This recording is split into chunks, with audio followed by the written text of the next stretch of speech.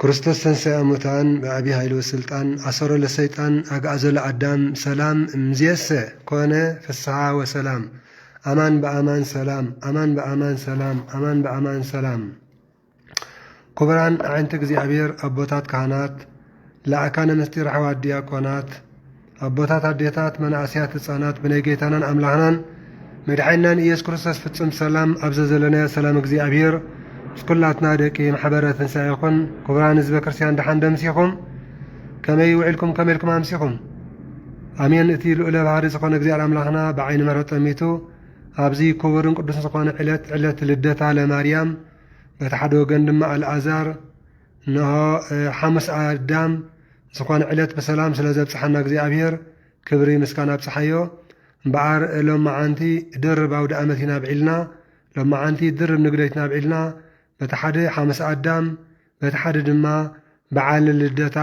ንኣዴና ቅድስቲ ድንግል ማርያም ይኾን ኣሎ። በቲ ሓደ ወገን እውን በዓል ልደቱ ንጻድቅ ኣብነ እንድርያስ ሰፋኢ ዝኾን ዘሎ እሞ ነዚ ዝገበረ እግዚአብሔር ኣምላኽ ክብርን ምስጋናን ኣምልኾን ውዳስየን ሰባትን ስግደትን ንዕኡ ንእግዚአብሔር ኣምላኽና ይብፅሓዮ ሎምን ኩሉ ግዜን ንዘለዓለም ዓለም ኣሜን። እምበኣር ብፍቕሪ ኩላትና ንተኣከብ ብፍቕሪ ኩላትና ንሕበር ብፍቕሪ ኩላትና ብሓንሳብ ነምሲ እግዚአብሔር ምስጋና ይብፅሓዮ ኣሜን። በስመ አብ ወወልድ ወመንፈስ ቅዱስ አሐዱ አምላክ ስም በቅድስት ሥላሴን ዘአምኖት ማፀን ክርከ ሰይጣን በቅድሚ ዚአትም የቅዱስ ቤተ ክርስቲያን እንተ ኢትስም የማርያም ጽዮን ለዓለም ዓለም አሜን።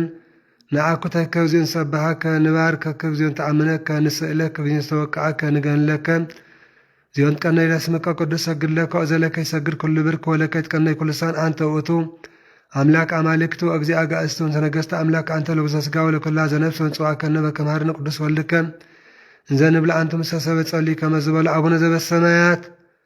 አሜን። አቡነ ዘበሰማያት ቀደስ ስምከ ትምጻእ መንግሥትከ ወይኩን ፈቃድከ በከመ በሰማይ ከመ በምድር ሲሳየነ ዘለለ ዕለተነ ሀበነ ዮም ህድግ ለነ አበሳነ ወጌጋየነ ከመ ንህድግ ለዘአበሰ ሰሌታ በአነ እግዚኦ ውስተ መንሶት አላ አድኅነነ ወላሃነም ኩሉ እኩይ እስመ ዚአከ ኢት መንግሥት ኃይሎ ስብሐት ክብር ለዓለም ዓለም አሜን። በሰላመ ቅዱስ ገብርኤል መልአክ ወግዝእትነ ማርያም ሰላም ለቺ ድንግል በህልናቸው ድንግል በሥጋችም እግዚአብሔር ጸወ ሰላም ለቺ ብሩክት አንቲ እማንስ ፍሬ ከርስኪ ተፈሥሒ ፍስሕቲ ኦ ማርያም ተጸጋ እግዚአብሔር ምስሌኪ ሰአሊ ወጸልይ ምህረተ በእንቲአነ አብ ወፍቁር ወልድኪ ኢየሱስ ክርስቶስ ከመ ይስረይ ለነ ኃጣውኢነ ተማኅፀነ ብኪ ጸሎተ ሃይማኖት ነአምን በአሐድ አምላክ እግዚአብሔር አብአዜ ኩሉ ገባሪ ሰማያት ወምድር ዘያስተሪ ወዘያስተሪ ወነአምን በአሐዱ እግዚእ ኢየሱስ ክርስቶስ ወልደ አብ ዋሕድ ዘሎ ምስሎ እንፈጠር ዓለም ብርሃን ዘእምብርሃን አምላክ ዘብአን ዘበአመን ዘተወልደ ወአኮ ዘተገብረ ዘኦሪ ምስለ አብ መለኮት ዘቦት ኩሉ ኮነ ዘመሊሰ አልቦ ዘኮነ ወኢምንትኒ ዘበሰማይኒ ወዘበ ምድርን ዘበእንቲአን ለሰበ በእንተ መድኃኒትን ወርደ እምሰማያት ተሰብአ ሰጎም መንፈስ ማርያም እምቅድስት ድንግል ኮነ ብእሲ ወሰቀለ በእንቲአነ በመዋዕለ ጲላጦስ ጴንጠናዊ ሐመ ወሞተ ወተቀብረ ተንሥአ እሙታን አመ ሳልስ በከመ ጽሑፍ መጽሐፍ ጸአት ግብሳት ሰማያት ወነበረ በየማነ አቡ ዳግም ይመጽእ በስብሐት ይኰነን ሕያዋን ወሙታን ወዓልም መንግሥት ወነአምን በመንፈስ ቅዱስ እግዚእ ማይሰር ጸማዕ ምስግሎቱ ወንሰቦ ምስለ አብ ወወልድ ዘንበያት ወነአምን በአሐቲ ቅድስት ቤተ ክርስቲያን ተላዕል ኩሉ ወአዝ ሐዋርያት ወነአምን በአሐቲ ጥምቀት ለሰርተ ኃጢአት ወንስዮ ፈሳኢ እሙታን ወሕይወተ ዘይመጽእ ለዓለም ዓለም አሜን። ቅዱስ ቅዱስ ቅዱስ እግዚአብሔር ጸባኦት ፍጹም ሁሉ ሰማያት ወምድረ ቅድሳተ ስብሐቲከ ንሰግድ ለከ ኩርሰ ምስለ አብከ ኄር ሰማያዊ ወመንፈስከ ቅዱስ ማሕያዊ እስመ መጻእከ ወአድኃንከነ ሰግድ ለአብ ወወልድ ወመንፈስ ቅዱስ አሐተ ስግደተ እሰግድ ለአብ ወወልድ ወመንፈስ ቅዱስ አሐተ ስግደተ እሰግድ ለአብ ወወልድ ወመንፈስ ቅዱስ አሐተ ስግደተን ዘአሐዱ ሰለስቱ ወሰለስቱ አሐዱ ይሰለሱ በአካላቸው አሐዱ መለኮት ሰግድ ለእግዝእትነ ማርያም ድንግል ወላዲተ አምላክ እሰግድ ለመስቀለ እግዚእነ ኢየሱስ ክርስቶስ ዘተቀደሰ በደሙ ክቡር መስቀል ኃይልነ መስቀል ጽንዕነ መስቀል ቤዛነ መስቀል መድኃኒተ ነፍስነ አይርኩድ ነሳእመነ ወለአመነ በኃይለ መስቀሉ ድህነ ስብሐት ለአብ ስብሐት ለወልድ ስብሐት ለመንፈስ ቅዱስ ይደልዎም ለወልድ መንፈስ ቅዱስ ስብሐት ለአብ ስብሐት ለወልድ ስብሐት ለመንፈስ ቅዱስ ይደልዎም ለወልድ መንፈስ ቅዱስ ስብሐት ለአብ ስብሐት ለወልድ ስብሐት ለመንፈስ ቅዱስ ይደልዎም ለወልድ መንፈስ ቅዱስ ስብሐት ለእግዝእትነ ማርያም ድንግል ወላዲተ አምላክ ይደልዋ ለእግዝእትነ ማርያም ድንግል ወላዲተ አምላክ ስብሐት ለመስቀለ እግዚእነ ኢየሱስ ክርስቶስ ይደልዎ ለመስቀለ እግዚእነ ኢየሱስ ክርስቶስ ክርስቶስ በምሕረቱ ይዘከረነ አሜን። አመዳግም ምጽአቱ እያስተሃፍረነ አሜን። ለሰቦተ ስሙ ያንቃሃነ አሜን። ለገቢረ ፍቃዱ ያብቃሃነ አሜን። ወበአምልኮቱ ያጽናአነ አሜን። ግዝእትነ ማርያም ድንግል ወላዲተ አምላክ አርጂ ጸሎተነ አሜን። ወአስተስሪ ኩሎ ኃጢአተነ አሜን። ቅድመ መንበሩ ለእግዚእነ አሜን። ለዘአብልዐነ ዘንተ ህብስተ እስመ ለዓለም ምሕረቱ ወለዘአስየነ ዘንተ ጽዋዓ እስመ ለዓለም ምሕረቱ ወለዘሰርዐነ ንስያነ ወአራዘነ እስመ ለዓለም ምሕረቱ ወለዘተአገሰለነ ኩሎ ኃጢአተነ እስመ ለዓለም ምሕረቱ ወለዘወሃበነ ሥጋ ቅዱስ ደሙ ክቡረ እስመ ለዓለም ምሕረቱ ወለዘአብጽሐነ እስከዛት ሰዓት እስመ ለዓለም ምሕረቱ ናሃብሎቱ ስብሐት ወአኮቴት ለእግዚአብሔር ልዑል ወለወላዲቱ ድንግል ወለመስቀሉ ክቡር ይትአኮቶ ይሰብሐ ስሙ ለእግዚአብሔር አምላክነ ወትረ በኩሉ ጊዜ በኩሉ ሰዓት ሰላም ለኪ እንዘ ንሰግድ ንብለኪ ማርያም እመነን አስተበቋቺ ማር ናዊ ተማፀን ንብቺ በእንተ ሐና እምቺ ወያጨማ ብቺ ማህበርነም ድንግል ባርች ጸሎት እግዝእትነ ማርያም ድንግል ወላዲተ አምላክ ተአብዮ ነፍሴ ለእግዚአብሔር ታሰይ መንፈሴ በአምላቼ መድኃኔ እስመሬ ማማል አመቶ ናሆም ዘስያስ ተወጽኡኒ ኩሉ ትውልድ እስመ ገብረ ሊታልያ ቤተ ቅዱስ ለሳሉኒ ለትውልደ ትውልድ ለእለ ይፈርህዎ ወገብረ ኃይለ መዝራዕቱ ወዘሮሙ ለእለ አብይ ህልና ልቦሙ ነሰቶም ለሃያላን መናብርት የሙ አበየሙ ለትሑታን ወአጽገቦሙ በረከቱ ለርሁባን ወፈኖሙ ራቆም ለውላን ወተወከፎም ለእስራኤል ኩሎ ወተዘከረ ሳሎ ዘይቤሎሙ ለአቡነ አብርሃም ወለዘሩ እስከ ለዓለም ዓለም አሜን። ስብሐት ለአብ ወለመንፈስ ቅዱስ ይእዜኒ ወዘልፈኒ ወለዓለም ዓለም አሜን። ባርክኒ ቀድስኒ ወአንጽሕኒ እግዝእትየ ማርያም መለመደ ወለተ ብርሃን በረከተ መንፈስ ቅዱስ አብቺ ትበል ዓለም በላለ ኩልነ ማኅበረ ትንሣኤ ውዳሴ ለእግዝእትነ ማርያም ድንግል ወላዲተ አምላክ ዘኢትነበብ በዕለተ ዓርብ ጸሎታ በረከታ ምሕረተ ቁሩዳ ያህሉ ምስለ ኩልነ ህዝበ ክርስቲያኖ ምስለ ኩልነ ማኅበሳ ለዓለም ዓለም አሜን። ብሩክታ አንቲ ኢማንስቶ ወፍሬ ከርስች ኦ ማርያም ድንግል ወላዲተ አምላክ ዘእንበረ ሰረቀለነ እምኔች ፀሐይ ጽድቅም ወአቅረበነ ታሕተ ክነፊ እስመ ውእቱ ፈጠረነ ሰአ ለነ ቅድስት ለቺ ለባህትቺ ኦ እግዝእትነ ወላዲተ አምላክ እመብርሃን አንቲን አቤች ብሳት ውዳሴ ብሩክታ አንቲ አቢም ሰማይ ወትከብር እምዝ ወለዓለ ኩሉ ልናት መኑ ዘይክልነ በቤች ወአልበ ዘይመስጫች ኦ ማርያም መላእክት ያብቹ ስራፌ ሰብች እስመ ዘይነብር ዲበችሮ ስራፌር መጽሐ ሀድረ ውስተ ከርስች መፍቀርያ ሰብአ ቅረበና ሀቤ ዘዚአነ መተንሳውንት ያህይወት ወሃብ ነዘሎት ክሮ ስብሐት ሰአይ ለነ ቅድስት ብሩክታ አንቲ ማርያም ወብሩክ ፍሬ ከርስች ኦ ድንግል ወላዲተ አምላክ ምኳን ልናገዝ ዘእምቅድመ ዓለም ሁሉ ተስባ ምኔች ብሌ መዋሎ ጻም ከርስች ስጋነ ነሳ ወመንፈሰ ቅዱስ ወሃበነ ወረስየነ ኦርያነ ምስለ ብዛቱ አንተ አቢ ምዛት አንስት ለነሳ ጸጋው ከሮ ማርያም ወላዲተ አምላክ ሀገረ መንፈሳዊ ዛሃት ለአልያ ጊዜ አድሎ እስመ ዘይነብር ዲበችሩየል ወስራፌል ወራቻ ቆፍቼ ወዘትሎግሎ ዘስጋ በዛሪቱ ሀዘ አጥባትቺ ወጠባሊ ወዘብቱ አምላክን መናኒ ኩሬረን እስከ ለዓለም ምስክነቱ ወሰቦ እስመቱ ፈጠረነም ሰአይ ለነ ቅድስት ማርያም ድንግል ምዳ እፍረት ነቃ ፈልፋለ ማይ ህይወት ፍረከር ሰዓዳነ ኩለ ዓለመም ወሰዓረ ምንየነ መርገመ ወዝገብረ ሰላም ማእከሌነ በመስቀሉ ብትሳዩ ቅድስት አገው ለብስ ዳግሞ ወስተገነት ሰአይ ለነ ቅድስት ማርያም ንጽሕት ድንግል ወላዲተ አምላክ ማእመንት ሰአሊተ ምሕረት ለውልደ ሰብ ሰአሊ ለነ ሀበ ክርስቶስ ወልድቺ ስርይ ኃጢአተነ ሰአይ ለነ ቅድስት ማርያም ድንግል ትጸርህ በቤተ መቅደስ ወትብል የአምር እግዚአብሔር ከመ አልቤ ዘአምር ባዕድ ወንትን ዘንበለ ደምፀ ቃሉ ለመልአክ ዘአብሰረኒ በክብሮ ይበለኒ ሰላም ለቺ ኦ ቅድስት ድንግል ጸሪ ዘጾራግ መጅ ዘይትከመር ወአልቦ ዘያገምሮ ምትኒ በዚህ ውዳሴ ኦ ምልዕተ ጸጋ በኩል ክብር እስመ ኮንቺ አንቲ ማኅደረ ቃልአብ አንቲ ውእቱ መንጠላይ ስፍትን ተታስተጋብኦ ለማእምራን ህዝበ ክርስቲያን ወትሜረው ሰጅደ ለስሉስ ማያዊ አንቲ ውእቱ ዘጾርቺ አምደ እሳት ዘርየ ሙሴ ዘውእቱ ወለ እግዚአብሔር መጽአ ወኀደረ ውስተ ከርስች ኮንቺ ታቦቶ ለፈጣሪ ሰማያት ወምድር ጾርች በከርስች ተሰዓተ አውራ አንቲ ማእምት ለዘያገምሮ ሰማያት ኮንቺ ተንከተመ ለእርገተ ውስተ ሰማይ ብርሃንቺ አቢም ብርሃነ ፀሐይ አንቲ ውእቱ ምጽራቅ ዘወፅአ እምኔኪ ኮከብ ዘነጸሩ ቅዱሳን በፍስሐ ወበሐሴት ዘበተላሌ ዋንት ለድ በጻሩ ወመማንቲ ሰማርያም ሰማይ ዘይብል ተበሲኦ ምልዕተ ጸጋ ወለች ለነ ንጉሠ እግዚአ ኩሉ ፍጥረት መጽአ ወአዳነነ እስመ መሐሪ ውእቱ መፍቀሬ ሰው በእንተ ዝንወድሰች በከመ ገብርኤል መልአክ እንዘ ንብል ብሩክታ አንቲ ማርያም ፍሬ ከርስች ተፈሲኦ ምልዕተ ጸጋ እግዚአብሔር ምስሌኪ ሰአሊ ለነ ቅድስት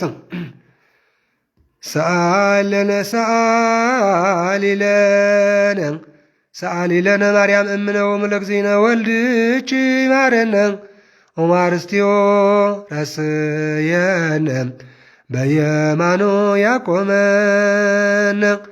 በስመ አብ ወወልድ ወመንፈስ ቅዱስ ወርኃ ለእግዝእትነ ማርያም ድንግል ወላዲተ አምላክ ወሀብተ ረድኤቱ ለእግዚእነ ወአምላክነ ወመድኃኒነ ኢየሱስ ክርስቶስ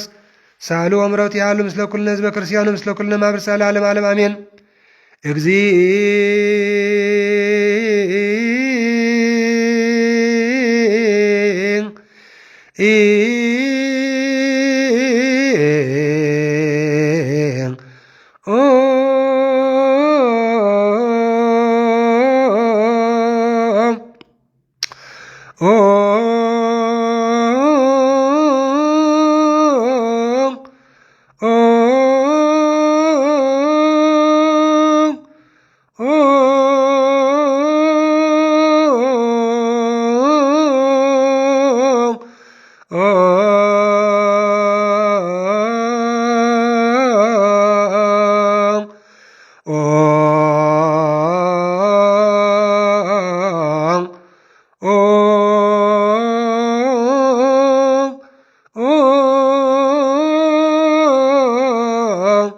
ማረነ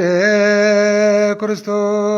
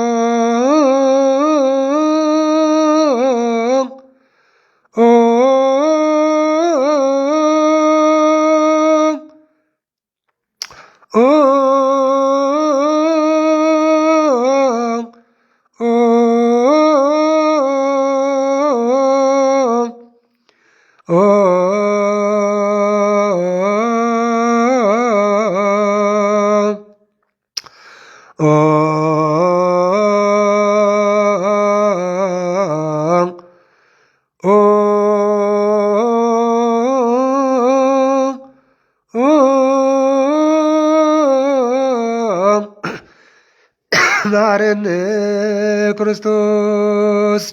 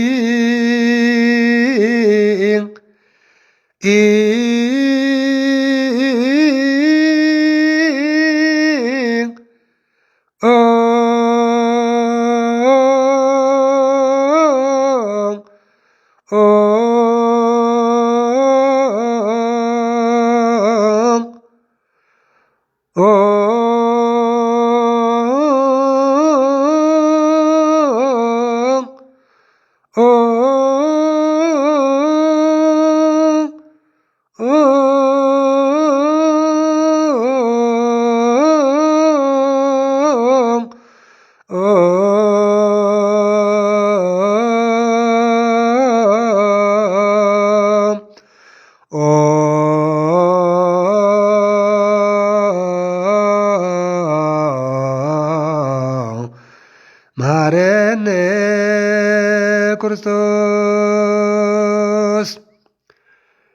እግዚኦ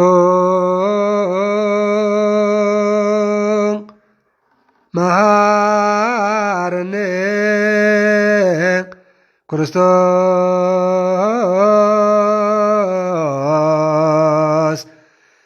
እግዚኦ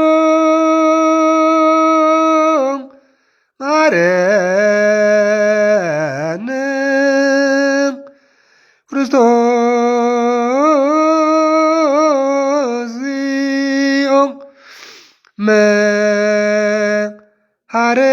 መሐረነ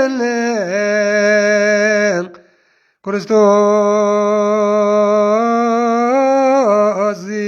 እግዚኦ መሐረነ ክርስቶስ እግዚኦ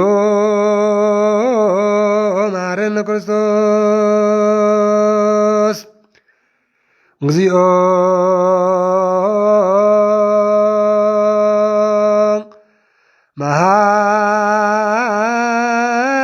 መሐረነ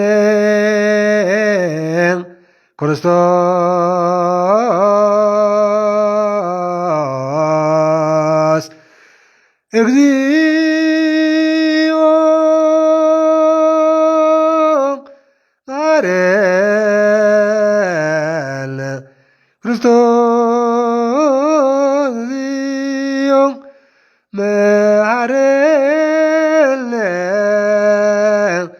ክርስቶስ እግዚኦ መሐረነ ክርስቶስ እግዚኦ መሐረነ ክርስቶስ እግዚኦ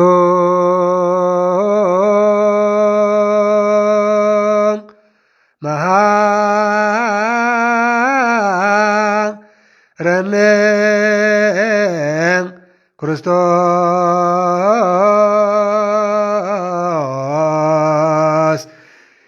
እግዚኦ መሐረነ ክርስቶስ እግዚኦ መሐረነ ክርስቶስ እግዚኦ መሐረነ ክርስቶስ እግዚኦ መሐረነ ክርስቶስ እግዚኦ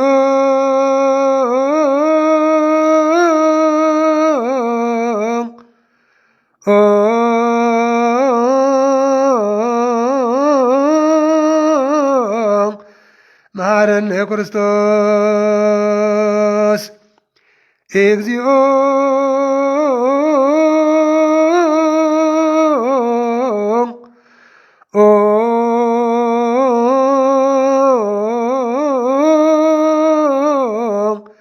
መሐረነ ክርስቶስ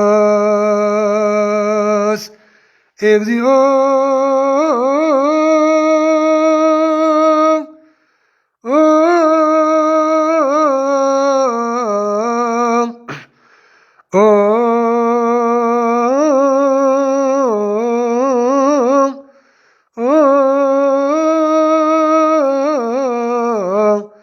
መሐረነ ክርስቶስ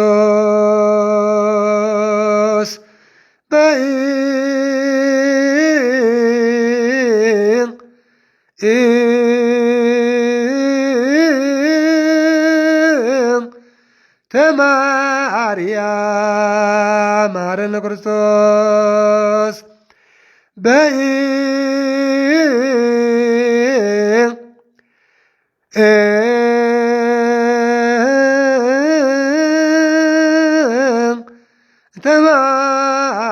ተማርያም መሐረነ ክርስቶስ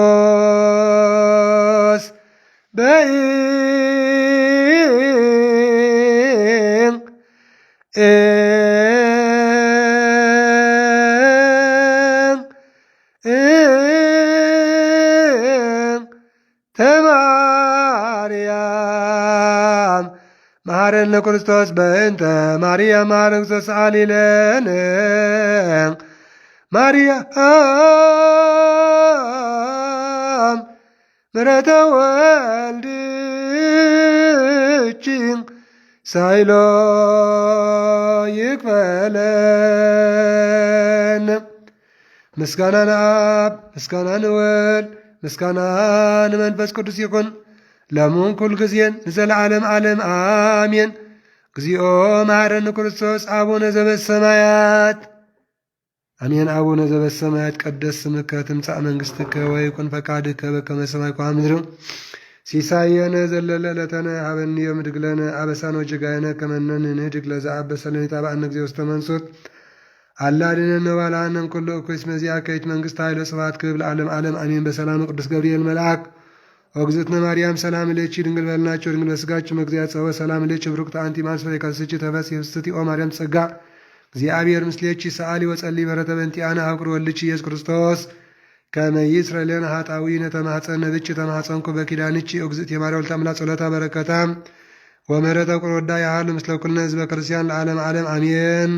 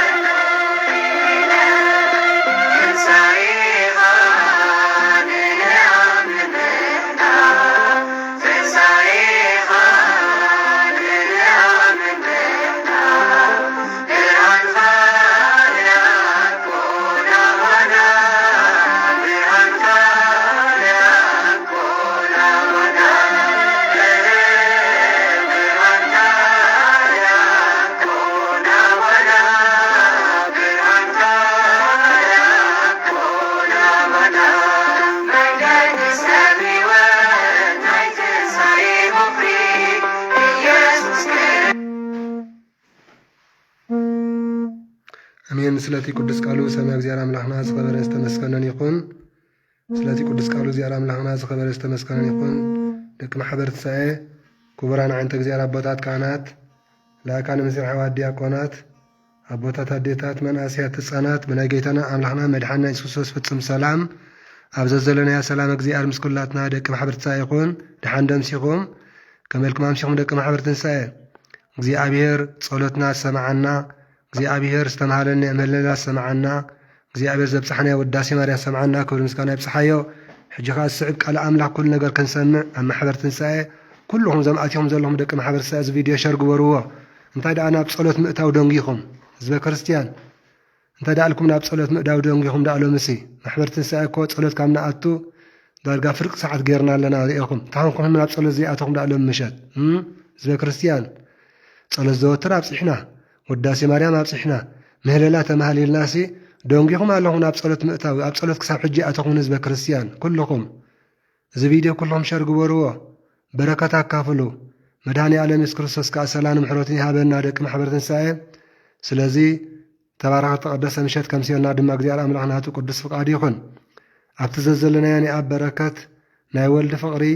ناي منفس قدس هابتي أب صرحات يوم أب العل قدسان هواريات بعصفن دربن كوين خمز ورده أب العل كلاتنا حزب كريستيان دما سلام أملاح عصفن دربن كوين يوردنا حزب كريستيان بركة كافلو كلكاتكم بركة كافلو مدهني على مسكرسوس كا محرة سلامني هابنا أبتززلنا يو لهم مچا ماود أمت انديو بتحد وغن لدتا مرياميو بتحد وغن دما حاموس أداميو بتحد وغن دما نصادق أمن اندرياس دما بعال لدتا ميزخون زلو سلازي درب نقدت درب بعال درب عود أمتي زلو كبران زبا كرسيان إز قبره مداني عالم يسوع كريستوس كبرن مسكانان أملاخون وداسين سبحاتن سجدات النعو نجزيار أملاخنا يبصحيو لهم كل جزيان نزل عالم آمين سلازي كل حزبنا زي قدس قال جزيار أملاخ بركة أنتي ككافل كلاتنا حجي زي مصحف سنكسار مو مخفات كي جمر كلكم كلهم بمهلهم زي فيديو شارق برو حزب كريستيان بمهلهم زي لينك شارق برو بركة كافلو مداني عالم يسوع كريستوس كا سلام محرتن يهابنا بركة سلام محرتن كا يلأخلنا كبران حزب كريستيان سلازي كلاتنا بركتنا كافل أملاحنا فتارينا قويتنا يسوع كريستوس كا كمتي استبارك التقدسة معالتي زو علينا استبارك التقدسة مشات كمسينا دماناتو قدس فقادي يكون سلازي كلاتنا زي فيديو شر نقبر حزب كريستيان كلاتنا زي فيديو شير نقبره زيادة أملاك كباركنا خباركم تنسأك الأمن بهايل مسكولو دهن تنسأك للأمن والأمن بهايل مسكولو دهن تنسأك للأمن والأمن بهايل مسكولو دهن تنسأك للأمن وإلا أمن بهاي مسكلو دهنا تنساء كان أمن كلنا تنساء كان أمن كل الناس كنبل كلاتنا أنت أبي أمسيز حزب كريستيان اللي توحدوا إذا صام 4 مسود أناس كله طفيو صام 4 مسود أناس كله نبي كم دبلة أتم حزبي تنساء كاس كنبل كلاتنا تنساء كلا إلا أمنا بهاي مسكلو دهنا تنساء كريستوس تنساء مدهني ألم تنسى مسكرو تنسى تسو كلهم تطرنا فوقتو نبي كيد زهزبي نبي هم كيدكم نمقانو دك محبر تنسى أملاقنا يذكر السلام مرتني هابنا نبي هم كيدكم هواني حراي تبارك تقدسن معلتهم زعلنا زيار تبارك تقدسن مش تمسينا قال أملاك نسمينا خبز قصيرنا زيار تبارك تقدس معل زعلنا تبارك تقدسن مش هتكا يقبل لنا روح ساود أمات روح اسمع للدتا مريم زي كريستيان زي أبير كبر مسكانات صحية مدحنان إيسوس كريستوس كبر مسكانان أملغان وداسيان نعو نبزيار أملغنا صحية أمين بزوانجيل قدس يوحنس معراف 10 وتشعته كفقد 25 كساب 37 زلو قال اغزيار املاك مسنا ندب كم زسع بمبال سماء اغزيار املاك نعين عقمن يستمرنا وانجيل قدس يوحنس معراف حسرته تشعته كفقد 25 نها أديو مريم أدينا عرس مريمن حبت النؤس سلمين مريم سويت قليبان مريم غدلاويتن بعلت عارب سقلت أبطغى مسكلو دويلا نبرا إبل كبران عين تكذيابير أبطات كانت لا كان مستير حواد دياقونات أبطات أديتات مناسيات الصانات بناي قيتانان أملاغنا المدحنا نسكوسس فتسم سلام أبتزلنا يو سلام أكذيابير مسكولاتنا زوا كريستيان يكون أمين لومي علت حادة قنبت بحثي لدتا مريمن ندينا مريم لدتان كومدما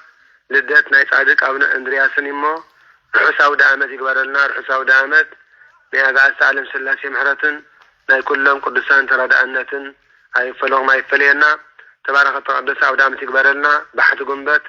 ناي سلام ناي برخت ناي فقري ورحات يقبرلنا قديابير ورحانيا زياق ديايو سلام افتشمو نابزو ورح قنبت سلام ذاتونا كبر مسكانا يتصحي امين وانجيل قدس يوحنس معراف 19 كان فقد 25 كتاب 37 كم دما وانجيل قدس لوقاس معراف 1 كان فقد 39 كتاب 46 زلو قال እግዚአብሔር አምላክን ማሪና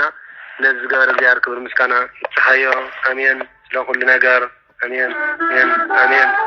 አሜን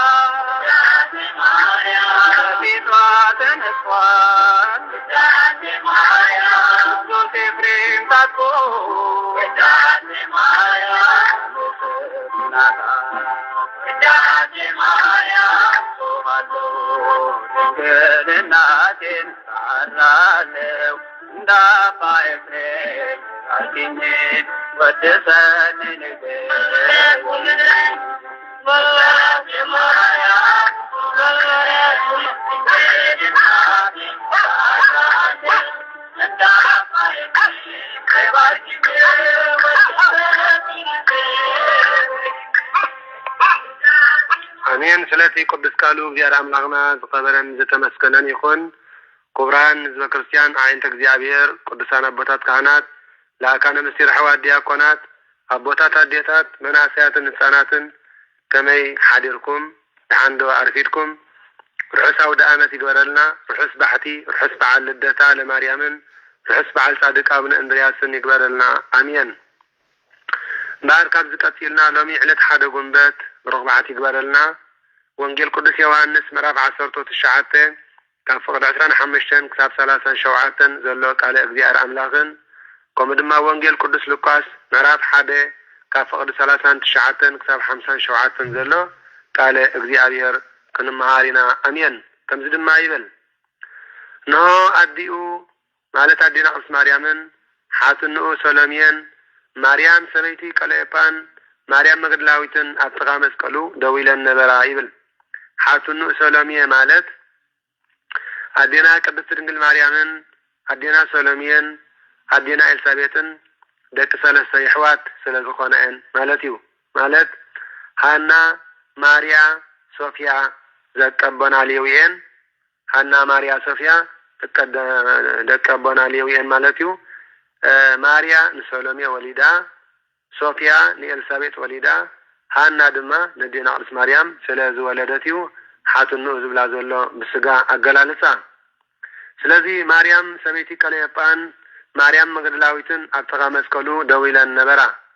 ጎይታና አምላክና መድሓናን ኢየሱስ ክርስቶስ ካነዲዩ ማርያምን ነትዘፍቅሮ ወደ መዝሙርን አጥቃ መስቀሉ ደዊሎም ምስራዮም ነዲዩ አቲ ሰበይቲ እንሆ ወድኺ እርዳእኪ በላ ብዮሐንስ ገይሩ ንዓና ነው ደቅኺ ማለት እዩ ነቲ ወደ መዝሙሩ ከዓ እናሃዴኻ በሎ እናሃ አዴኹም ማለት እዩ እቲ ወደ መዝሙር ከዓ ካብ ሽዑ ጀሚሩ ናብ ቤቱ ወሰዳ ይብል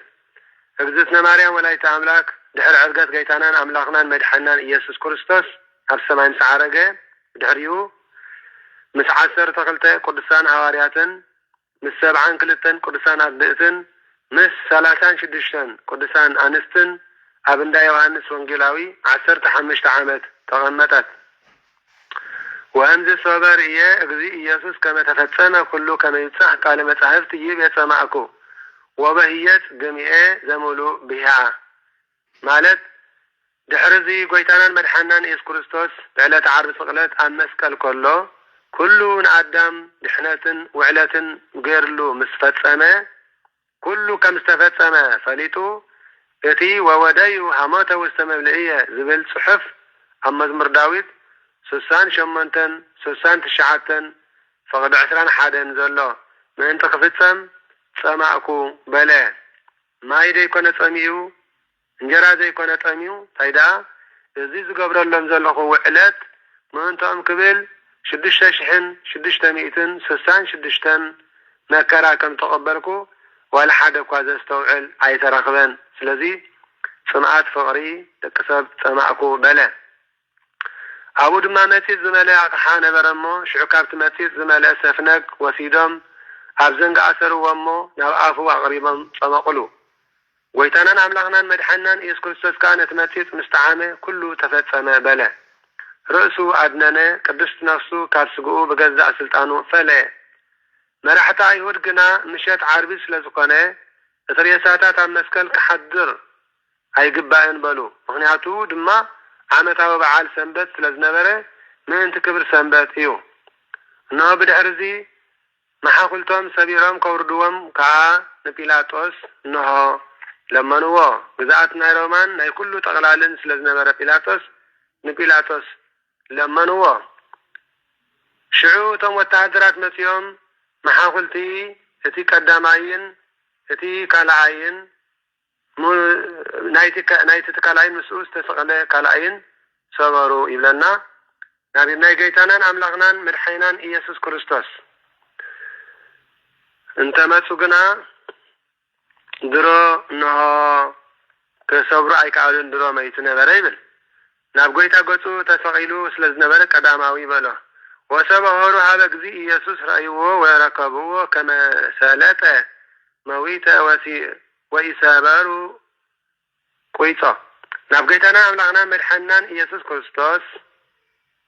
مسماتو قنا فتيمو كم زماتا ريهم محاقلتو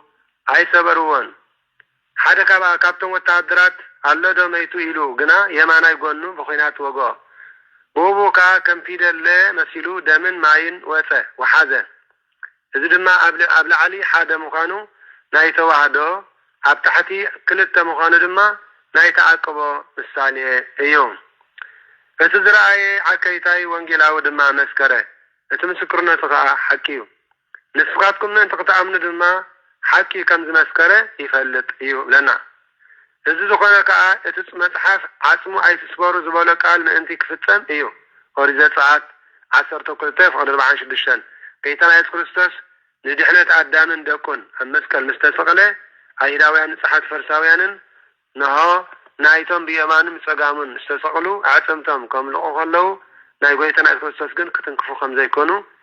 ዝነገር ትንቢት ስለ ዝነበረ እዩ። ካልእ መጽሓፉን እቶም ዝወግእዎ ክርእይዎ እዮም ማለት እቶም ኢድን እግሩን ብምሽንካር ዝወግእዎ ጎኑ ብኹናት ወጊኦም ክርእይዎ እዮም ዝበሎ ጽሑፍ ምእንቲ ክፍጸም ጎኑ ብኹናት ወግኦ በለ። እቶም ኢድን እግሩን ብምሽንካር ዝሸንከርዎ ጎኑውን ብኹናት ዝወግእዎ ብተኣምራት ክርእይዎ እዮም ዝበሎ ጽሑፍ ምእንቲ ክፍጸም ብውግኡ ደምን ማይን ወፀ በለ። ትንቢተ ዘካርያስ 12 ፍቕዲ 10 ክንምልከት ንኽእል። ብኹናት ዝወግኦ ሓደ ዶ ኣይኮነን ስለምንታይ ወግእዎ በለ እንተበልና ናይ ኩሎም ፍቓድን ድልየትን ስለ ዝኾነ እዩ። ከምኡውን ነቶም ኣዳውን ኣጋሩን ሸንከርዎ ቆፂሩ ወግእዎ ኢሉ ብብዙሕ ተዛረበ። መጽሓፍ ቅዱስ ብብዝሒ ምግላጽ ቃለ እግዚአብሔር መጽሓፍ ቅዱሳዊ ልማድ ስለ ዝኾነ እዩ ይብለና። ነዚ ዝገበረ እግዚአብሔር ኣምላኽና ክብሪ ምስጋና ይብጽሓዮ ኣሜን። ብኸላይ ምዕራፍ ናይ ሎማዓንቲ ሓደ ጉንበት ልደታ ማርያም ዘሎ ቃል እግዚአብሔር ኣምላኽ ምስ ንርኢ በዚ ወንጌል ቅዱስ ሉቃስ ምዕራፍ 1 ካብ ፍቕዲ 39 ክሳብ 57 ዘሎ ቃል እግዚአብሔር ኣምላኽ እዩ። በዚ ኣዴና ቅድስተ ቅዱሳን ንጽሕተ ንጹሓን ድንግል ማርያም ንኤልሳቤጥ ከም ዝበጽሓታ የስተምረና።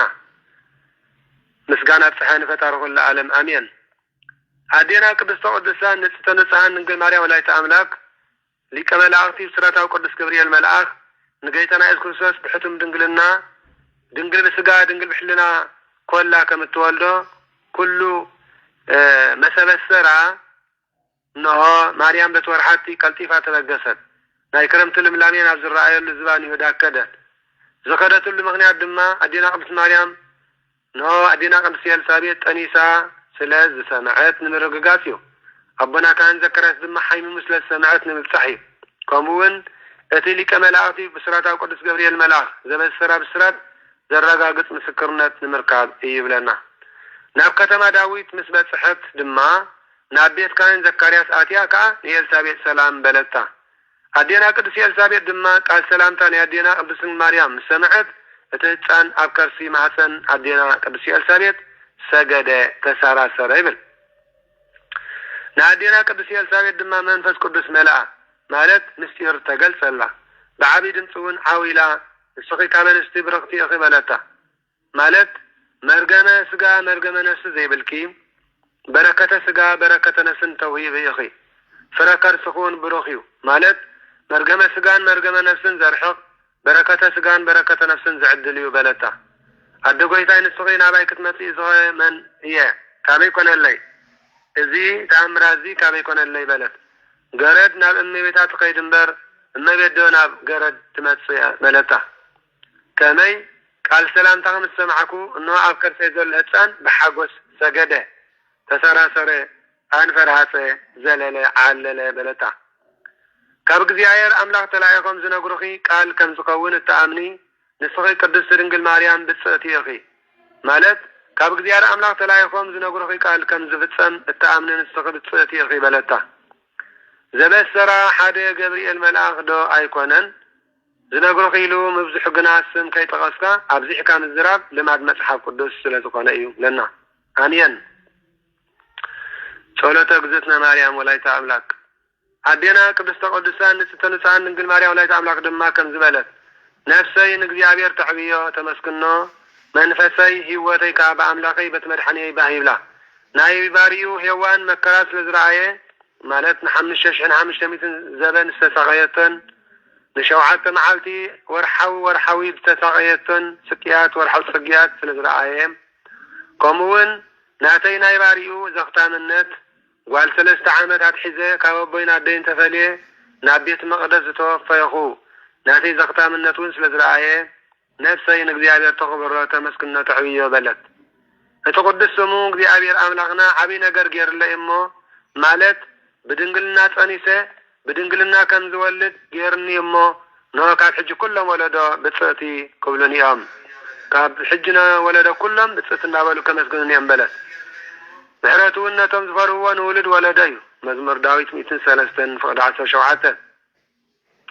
مزمور داويت 137 محرته الناتم زبروا نولد ولدي እግዚአብሔር አቦ በወዱ እግዚአብሔር ወልድ በመዝራቱ እግዚአብሔር መንፈስ ቅዱስ በኃይል ስልጣኑ ተአምራት ገበረ ንዕብያታ ጋንንቲ በተነም ንጽሐት ፈርሳውያን ካብ መንበር ሽመቶም ሰዓረም ንሓያላን አጋንንቲ ካብ ዝሓድሩ ልብሰብ አውጾም ንትሑታት ሐዋርያት ልዕል አበሎም ንትሑታት ነፍሳት ልዕልና ሂቡ አኽበሮም ንጡምያት ሐዋርያት አስራት በኩራት ሂቡ አስገቦም ንጡምያት ነፍሳት ስጉ እንደምን ሂቡ አስገቦም ንሀብታማት ንዝነበሩ ፈሪሳውያን ጥራኢዶም ሰደዶም ወንጌል ቅዱስ ማቴዎስ 23:23 ናጋንንቲ ካብ ዝነበሮም ምቁርናይ ማለት ምትንኳል ጥራኢዶም ሰደዶም ወንጌል ቅዱስ ዮሐንስ ምዕራፍ 12:32 ንእስራኤል ባሪዩ በረድኤት ተቀበሎ ከምኡ እስራኤላዊ ስጋ ካብ ቅድስት ድንግል ማርያም ወላዲተ አምላክ ተዋሃደ ጥበብ ኢያሱ ወዲ ሲራክ ምዕራፍ 24:8 ንመልከት ንአቦታትና ንአብርሃም ንዘሩን ይስሐቅን ያዕቆብን ዝነገሮም ምሕረት እንዳዘከረ ክሳዕ ዘለዓለም ዓለም ዘከረ ትንቢት ሚክያስ 7:10 ንመልከት ትንቢተ ሚክያስ 7:10 አዴና ቅድስተ ቅዱሳን ንጽሕተ ንጹሐን ድንግል ማርያም ወላዲተ አምላክ ድማ ንሰለስተ ወርሒ ዝኣክል ምስ ኤልሳቤጥ ተቐመጠት ብድሕሪኡ ናብ ቤታ ተመልሰት ይብል አዴና ቅድስት ኤልሳቤጥ እትወልደሉ እዋን ምስ በጽሐ አዴና ቅድስት ድንግል ማርያም ወላዲተ አምላክ ናብ ቤታ ተመልሰት ማለቱ ስለምንታይ እንተበልና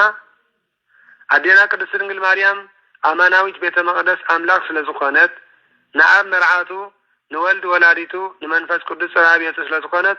ደም ሕርሲ ናይ ኤልሳቤጥ ምእንቲ ከይረኽባ እዩ ደም ሕርሲ ናይ አዴና ኤልሳቤጥ ምእንቲ ከይረኽባ ሎሚ ድኾነ ይኹን አዴታትና ኩል ነገር እንደ ሓራስ ተዳኣትየን ዝኾነ ይኹን ወላዲ ተባዕታይ እንደ ሓራስ ተዳኣቲና ናይ ድጋመት ከይተመጸግና ናብ ቤተ ክርስቲያን ክንኣቱ ኣይግባአናን እዩ ናብ መቅደስ ክንኣቱ ኣይግባአናን ግድነት ናይ ድጋመት ክንጸግ ይግባአና እንደ ሓራስ ተዳኣቲና ማለት እዩ ነዚ ገበረ እግዚአብሔር አምላክና ክብር ምስጋና ይብጽሐዮ ስለቲ ቅዱስ ቃሉ እግዚአብሔር አምላክና ክብር ምስጋና ይኹኖ ነአምን በቃለ ወንጌልከ ቅዱስ አሜን ኦጎይታ በቅዱስ ወንጌል ነአምን አድሕነና አሜን አሜን አሜን አሜን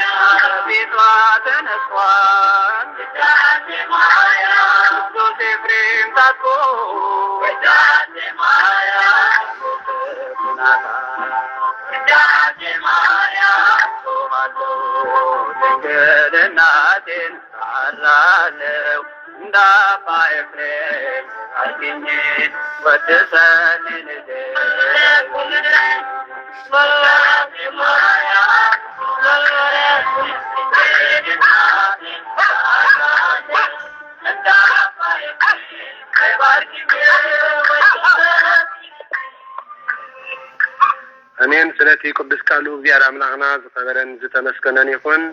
ካብዚ ቀፂልና በአድሎ ማዓንቲ ዕለት ሓደ ጉንበት ባሕቲ ልደታ ማርያም ስለዝኾነ ብዛዕባ ክብርን ቅድስናን ናይ አዴና ማርያም ወላዲተ አምላክ ዝገልጽ ዓመታዊ በዓል ካብ መጽሓፈ ነገረ ማርያም ከም ዝስዕብ ነቕርበልኩም ካብ መጽሓፈ ነገረ ማርያም መዝሙር ዳዊት ምዕራፍ 86 መሰረታቲሃ ውስተ አድባር ቅዱሳን ያበድሮን እግዚአብሔር ለአናቀጸ ጽዮን እንኩሉ تعينتيه ليعقوب دبل قدس قال እግዚአብሔር አምላክ አብዚ መግለጽና ይለማዓንቲ እንረከብ አነ ንስኻትኩምን ነዝ ገበረ መዲና ዓለም ክብርን ምስጋናን አምልኾን ውዳሴን ስብሃትን ስግደትን ንዕኡ እግዚአብሔር አምላክና ይጽሐዮ ብምንጎን ምሸትን መዓልትን ለይትን ሁሉ ዘበን ዕድሜና አሜን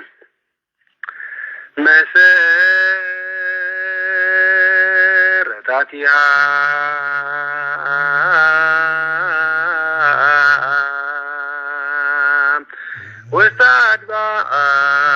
وستادبار قدسا يا بدرون እግዚአብሔር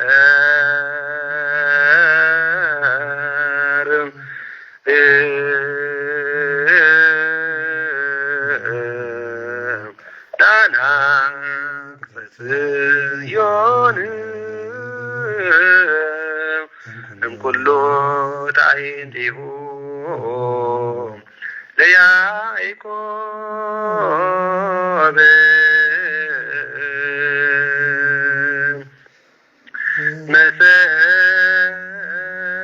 مسرتاتها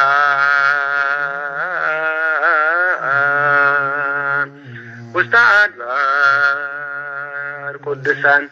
يبدرون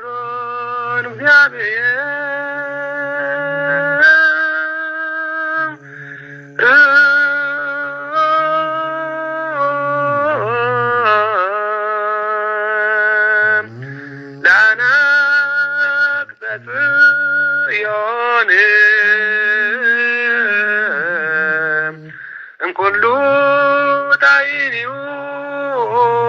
تعينيهم ليعقوب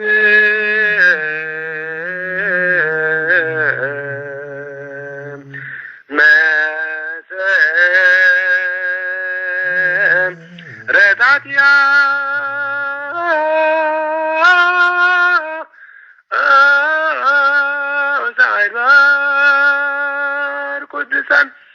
يا بدرون እግዚአብሔር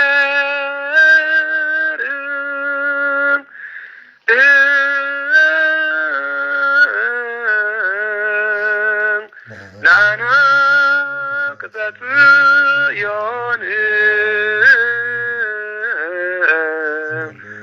እምኩሉ ታይኒው ለያዕቆብ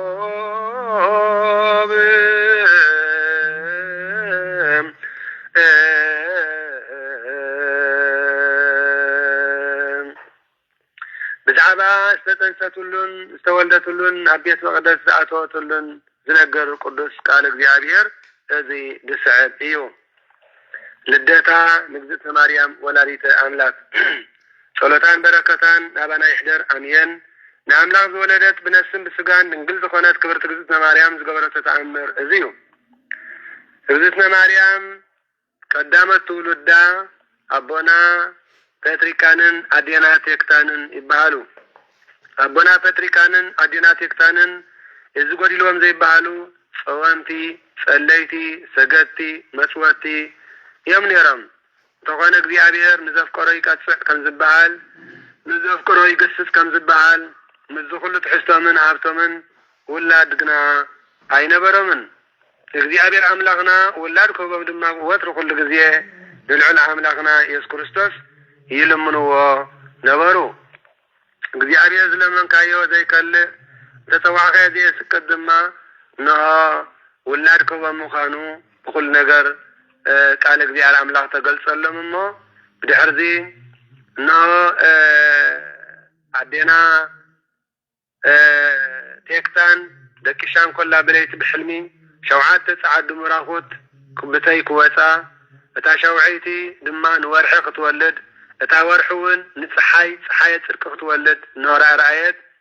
ناب فتحة ترقوم انتقادو بروخات ولد كتولديهم بلما بتصمن بطولة دما توسينا من الربرو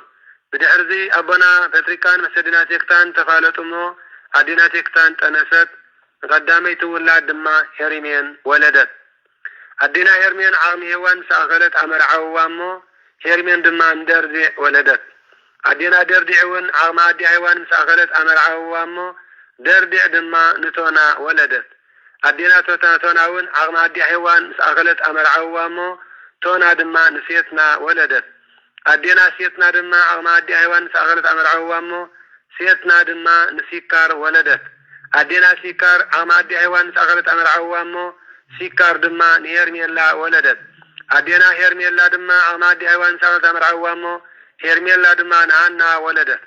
ኣዴና ሃና ድማ መሰቦና ጻድቅ እያጨም ነሆ ተዋሰበት እሞ ለና ነሆ ሓደ ካብ ወገን ይሁዳ ዝተወልደ ካብ ዘመድ ካህናት ዝኾነት ሃና ትበሃል ሰበይቲ ዘእተወ እያጨም ዝበሃል ሰብኣይ ነበረ ክልቲኦም ፈሪሃ እግዚአብሔር ዘለዎም ሕግ እግዚአብሔር ዝፍጽሙ ርሑራሓትን ፈቃራትን ነበሩ ሰበይቲ ግን መኻን ነበረት እሞ ሰበይቱ ነቦና ያጨም መኻን ነበረት እሞ ውላድ ብዘይምህላዎም ይሓዝኑን ይትክዙን ነበሩ ዕለት ዕለት ከዓ ናብ ቤተ ክርስቲያን ናኸዱ ውላድ ክህቦም ብሓዘን ብንብዓትን ልመኖም ናብ እግዚአብሔር የቕርቡ ነበሩ እግዚአብሔር አምላኽ ልመኖኦም ክቕበሎምን ውላድ ክህቦምን ድማ ብእምነት ብዙሕ ተስፋን ይነብሩ ነበሩ ሓደ መዓልቲ እያጨምን ሃናን ሰበይቱን ወፂኦም ናብ ናይ ኣታኽልቲ ቦታ ኣተውሞ ጠጠው ኢሎም እናጸለዩ ከለዉ ረጋቢት ምስ ውላዶም ደስ ኢልዎም ክጻወቱ እዮም ውላድ ብዘይምህላዎም ሓዘንን ተከዙን ካብ ብዝሒ ሓዘኖም ድማ ተታኺሶም ደቀሱ ይብል ኣዴና ሃና ደቂሳ ከላ ኣብ ኢድ ያጨም ሰብኣያ በትሪ ተታሒዛ እታ በትሪ ድማ ዓንቢባን ፈርያን ረኣየት እሱውን ኣቦና ያጨም ኣብ ሕቕፊ ሃና ካብ ኩሉ ፍረ ዝበለጸ ሰናይ ጥዑም ፍረ ረኣየ ካብ ድቃሶም ምስ ነቕሑ ድማ ደስ ኢሉ እበሎም እሞ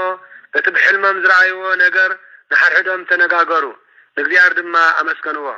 ብድሕሪኡ ፍቃድ እግዚአብሔር ኣምላኽ ይኹን ኢሎም ናብ ቤቶም ኣተው እሞ ሃና ጸነሰት ጽንሳ ድማ ተፈልጠ እሞ እግዚአብሔር ንዝሃብካኒ ውላድ ሞባእ ክህብ ኢላ ንእግዚአብሔር ተማባጽዐት ኩሉ ግዜ ኣዴና ሃና ነፍሰ ጾር ኮላ ኣዴና ሃና ጽንስቲ ኮላ ኣዴና ሃና ንድንግል ማርያም ኣብ ማኅፀና ጸኒሳታን ኮላ ብጾምን ብጸሎትን ተወሲና ንድኻታትና ነጽወተት بدستان حاجوسن تنبر نبرت لكا نفس صورات قدسان قلعون خوالدا لكا نفس صورات استبارخ ولاد نخوالدا سي بتصمن بصولتن توسينن ندخاتات مصواتن نهابا بدستان حاجوسن كنبرا يقبعنيو لكا نفس صورات سي نهو زعامن صومن صولتن سجدتن كزوترا مصحف قدس ينقريو نهو كل كزيه بتصمن بصولتن توسينا ندخاتاتنا مصواتات بدستان حاجوسن تنبر نبرت نز كل زغبر الله እግዚአብሔር እንታይ ክገብረል ኢላ ብልብ ሓሲባ ካብ ርኹስ ዝኾነ ምብላዕን ተኽልከልን ኣዴና ሃና ነፍሰ ጾር ኮላ ንድንግል ማርያም ስግደት ከዓ ተብዝሕን ነበረት ነቲ ዛባ ምእንቲ ክዕቅበላ ናብ እግዚአብሔር አምላኽ ጸሎት ተዘውትር ነበረት ኩሉ ዘኽእል እግዚአብሔር እዩ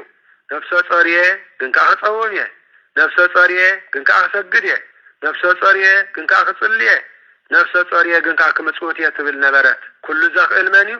እግዚአብሔር አምላኽ እዩ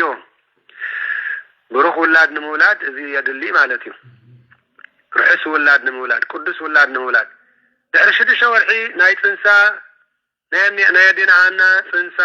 ተፈልጠሞ ኣዝማዳን ኣዝማድ ሰብኣያን ሰሚዖም ናብ ኣመጺኦም ንንእስነት ክምስ ሓለፈ ናባኽ ዝተገብረ እዝን ሰምዑ ዘለና ነገር እንታይ እዩ በልዋ ምጥናሳ ከረጋግጹ ድማ ከብዳ ዳሰሱ ሓንቲ ካብ ኣዝማዳ ኣዲኣ ንቅድስቲ ሃና ጓል ኣርሳባን ዓይና ዝዓወረት ነበረት እሞ ምንም ከይፈለጠት ዓይና ምስ ንኦ ከብድ ምስ ዳሰሰት ከብዳ ምስ ዳሰሰት ብቕጽበት ሓወየት ንብጽእቲ ሃና ድማ ብጽኣን ይግባእኪ ዓለም ካብ ዝፍጠር ከማኺ ብማሕፀኑ ናይ ዕውራት ዓይኒ ዘብረ የለን በለታ ኣዝማዳ ድማ ሰገዱላ ብጽእቲ ሃና ፀሓይ ካብ ኮኸብ ከም ትኸብር በኦም ከበረት ወሪያውን በባሃገሩ ተሰምዐ ድውያንን ኩሎም ሕሙማትን እናመፁ ማዕፀና እንዳዳሰሱ ይፍወሱ ነበሩ ኣብ ማዕፀና ከሎ ሕሙማት ዝፈወሰ ደኣ ምስተወልደ እንታይ ክኸውን እዩ ኣበሉ ደቂ እስራኤል ከዓ ምስ ሰምዑ ተኣኪቦም እንታይ እዩ እዚ ነገር እዚ እያጨምን ሃናን መንግስቲ እስራኤል ከጥፍኡ حنا تنسا بمعسنا حمامات تفوس الله أمو قبل علينا كنكسدو أيكونن بالو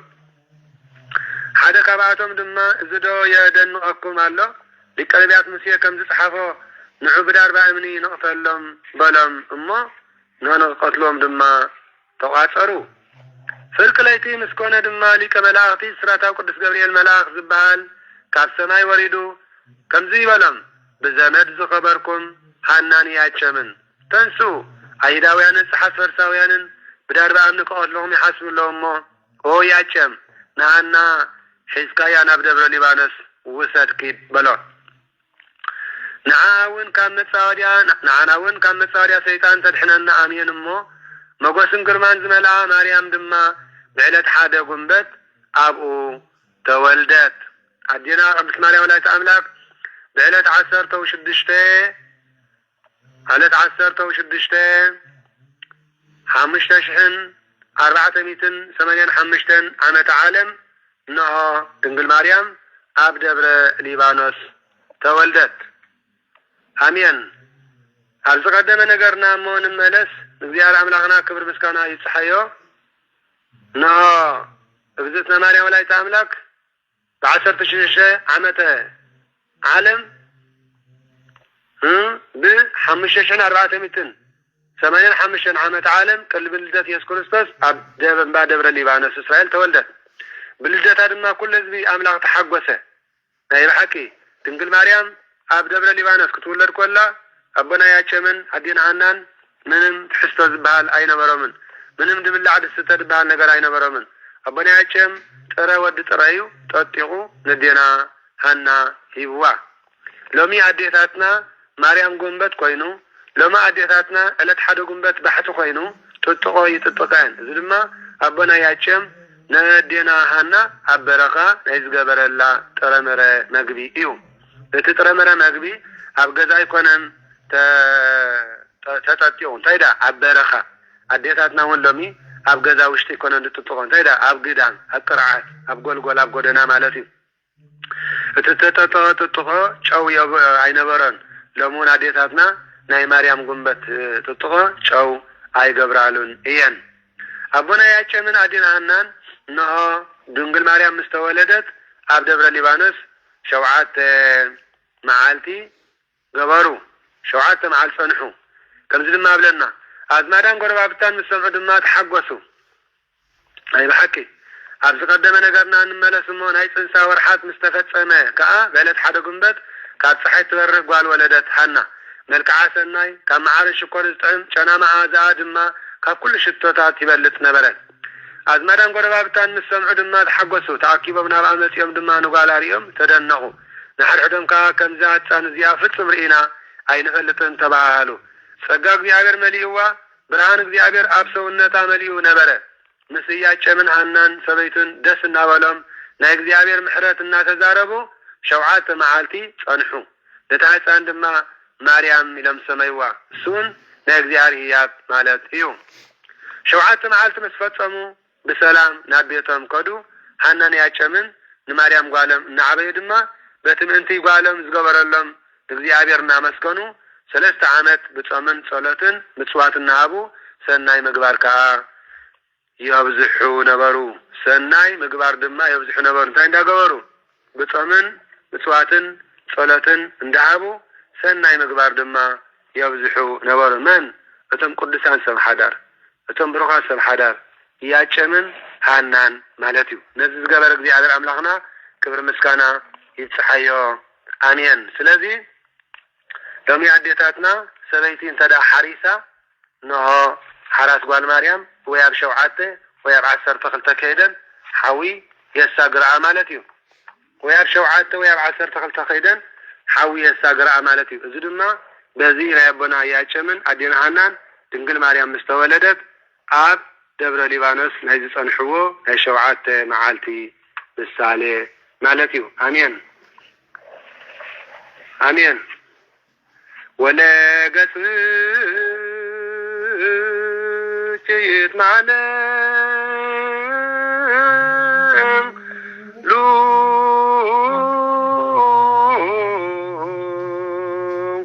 كله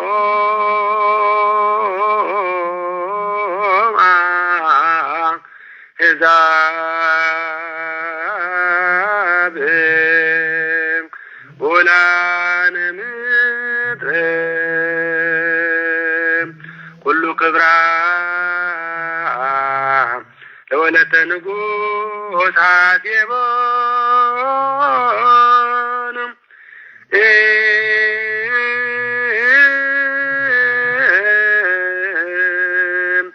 በዛዝባረ ወርቅ ውጹብት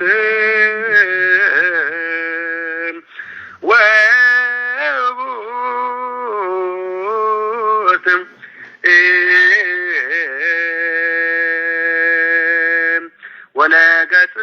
ወለገጽች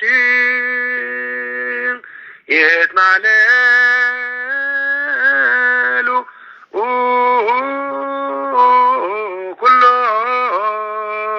ኩሎም ኦም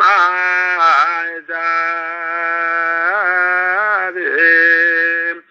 ወላነ ምድር ኩሉ ክብራ ለወለተ ንጉሥ ሐሴቦን በዛዝባረ ወርቅ ውጹብት ወቡርት ወለገጽች የትማለሉ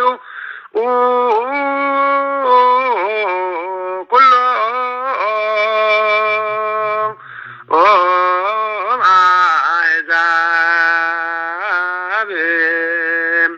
ወላነ ምድር ኩሎ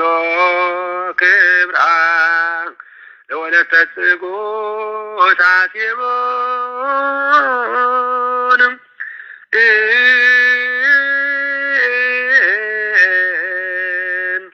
በዛዝባረ ወርቅ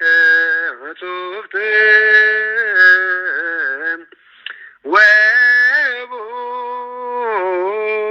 ወቡርት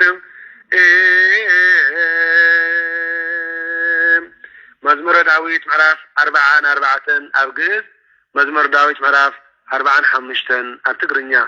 መዝሙር ዳዊት ምዕራፍ 44 ኣብ ግዕዝ መዝሙር ዳዊት ምዕራፍ 45 ኣብ ትግርኛ ወለገጽች የትማለሉ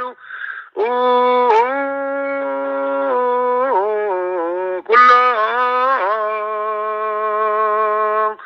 ኦም አሕዛብ ወላነ ምድር ኩሎ ክብራ ለወለተ ንጉሥ ሐሴቦን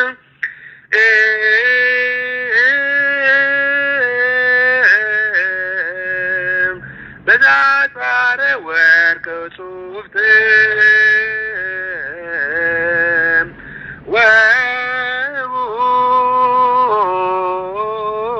ወቡርት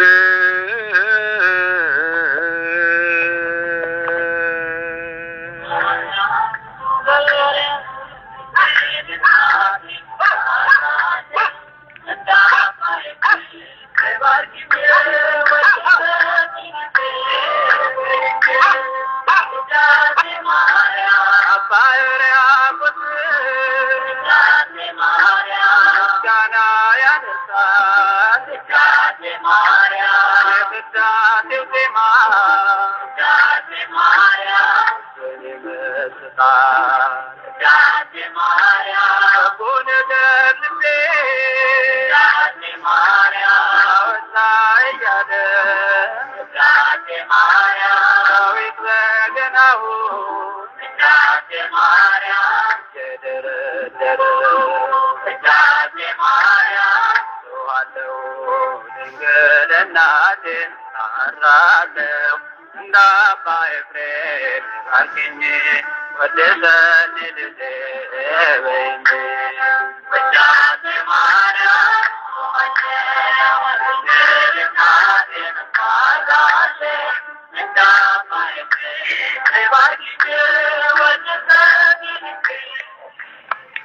አሜን። ስለዚህ ቅዱስ ቃሉ እግዚአብሔር አምላክና ዝኸበረን ዝተመስገነን ይኹን።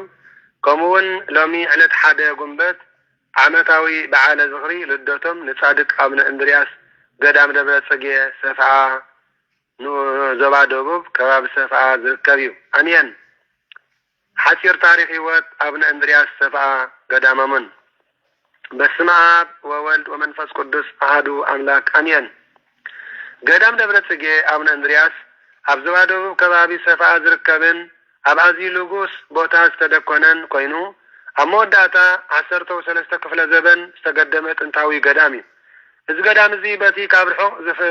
ዝልለየሉ ጫፍ ጭማራ ዝቕርፁ በሊሕን ፀዳፍን እምባ ዝተማእከለ ኮይኑ እቲ ቤተ ክርስቲያን ፈዋሲ ማይ ጸሎትን ኣብ ውሽጢ በዓቲ እዚ ጎቦ ይርከብ። መስራቲኡ ድማ ቅዱስ አቡነ እንድርያስ እዮም። ክብረ በዓል ገዳም አቡነ እንድርያስ ብሓቲ የካቲት ብድምቀት ይወዓል። ዓመታዊ በዓል ዕረፍቶም ማለት እዩ። ከምኡውን ሓደ ጉንበት ዕለተ ልደቶም እምበኣር ሕፅር ኣቢልና ታሪክ ህይወትን ተጋድሎን አቡነ እንድርያስ ገዳሞምን ብዝምልከት ካብ ገድሎም ካልኦት ፅሑፋትን ዘቕረብናዮ ንበረኸት ትምህርትን ክኾነና ሎሚ ዕለት ሓደ ጉንበት በዓለ ልደቶም ንስግዝእትነ ማርያም ከነቕርብ ከለና አዚና ንሕጎስ። አሜን። ታሪክ ህይወት ጻድቅ አቡነ እንድርያስ ትውልዶም ብፁዕ አቦና አቡነ እንድርያስ አቦኦም አቦና ዘአማኒኤል በዓል ጋዳ ኣዲኦም ድማ ኣዴና ዓመተ መንፈስ ቅዱስ ይበሃሉ። ስፍራ ልደቶም ድማ ኣብ እንደርታ ደርገ ዓጅየን ትግራይ እዩ። ወለዶም ሃብታማት ፍርሃት አምላክ ዝነበሮም ለጋሳት ድማ እዮም ነይሮም። አቦና ዘአማኒኤልን ኣዴና ዓመተ መንፈስ ቅዱስን ኣብዚሖም ድማ ንነዳያን ምጽዋት ይፈቱን የዘውትሩን ነበሩ። ከምቲ ቅዱስ መጽሓፍ ዝእዞ ድማ ምቕባል ኣጋይሽ ዘፍቅሩ እዮም ነይሮም ኣቦና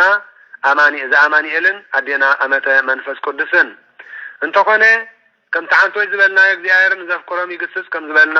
ውላድ ስለ ዘይነበሮም ይጉዩን ንእግዚኣብሔር ዘስምር ውላድ ከቦም ድማ ብሓባር ዕለት ዕለት ለይትን መዓልትን ንስሉስ ቅዱስ እግዚአብሔር እናሰገዱ ይመለሉ ከዓ ነበሩ። ናብ ቤተ ክርስቲያን እንዳ ማርያም ከይዶም ድማ መብጽዖም ንቅዱስ እግዚአብሔር ንቅዱስ ድንግል ማርያምን የወፍዩ ነበሩ። አሜን። ሓደ ለይቲ ናብ ቤተ ክርስቲያን ኣትዮም ኣዝዩ መሪር ንብዓት እናፍሰሱን ኣብ ቅድሚ ስእሊ ቅድስተ ቅዱሳን ንጽህናን ድንግል ማርያም ወላዲተ ኣምላክ ጠጠው ኢሎም እንዳጸለዩን ከለው እግዝእትነ ማርያም ብዓብይ ብርሃን ተኸቢባ ብየማን ጸጋምን ብቅዱስ ሚካኤልን ብቅዱስ ገብርኤልን ተዓጂባ መጸት እሞ ከምዚ ድማ በለቶም ሕሩይ ዝኾነ ውላድ ከም ዝረኽቡ በዓላ ኣበሰረቶም ባረኸቶም ድማ ከምቲ ዘበሰረቶም ድማ ልክዕ ኣብቲ ናይ በዓለ ልደት ባሕቲ ጉንበት ንሆ 1335 ዓመተ ምህረት ጻድቅ አቡነ እንድርያስ ተወልዱ። ኣብቲ መዓልቲ ልደቶም ድማ ዓብ ብርሃን ተራእየ።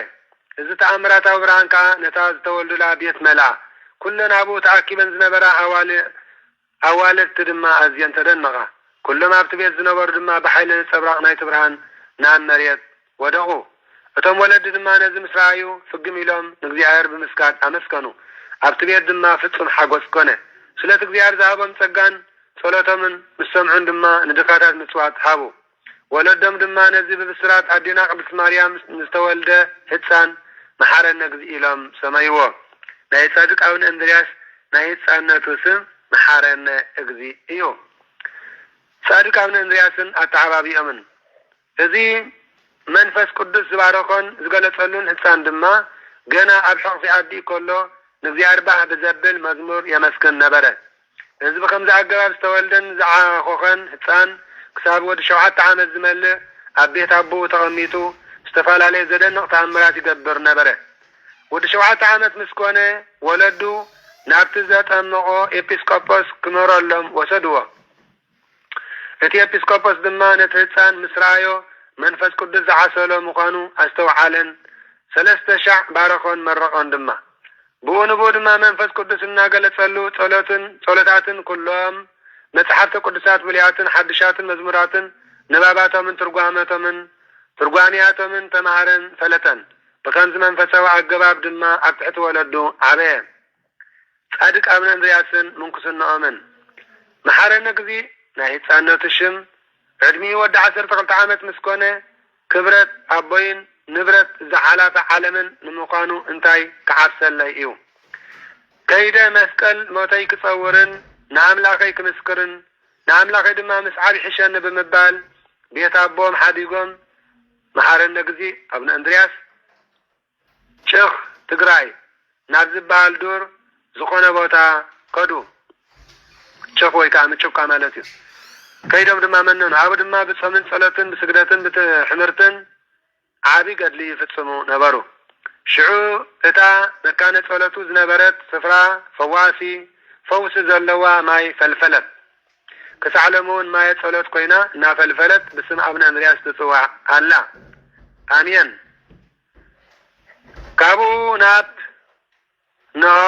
አቡነ እንድርያስ ካቡ ድማ ቃለ ወንጌል እንዳስተማሃሩ ቃለ አምላኽ እንዳመስከሩ ናምኑ ዘባ ሰንዓፈ ዝርከብ እምባላኻ ዝበሃል ቦታ መጹ ንሓያለ ዓመታት ብጸሎት ተወሲኖም ምስ አምላኾም እንዳተዛረቡ ከለዉ ድማ ኣብቲ ቦታ ማይ ፈልፈለሞ ሕማማትና መጹ ካብቲ ማይ ጸሎት እናተሓጽቡን እናሰተዩን ዝሓዊ ይኮኑ እዚ ተኣምራታዊ ፍጻሜ ግና